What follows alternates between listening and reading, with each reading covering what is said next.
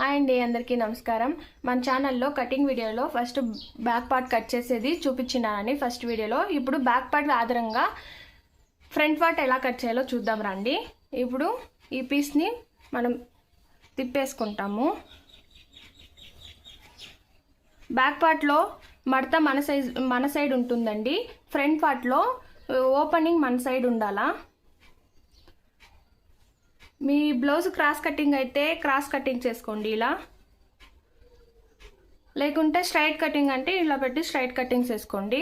నేను cross cuttings వేస్తూ ఉన్నాను.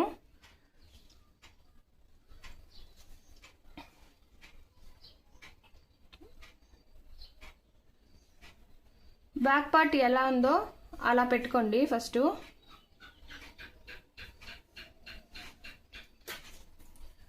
స్కేలు చాక్ పీస్ తీసుకొని బ్యాక్ పార్ట్ ఎలా ఉందో అలానే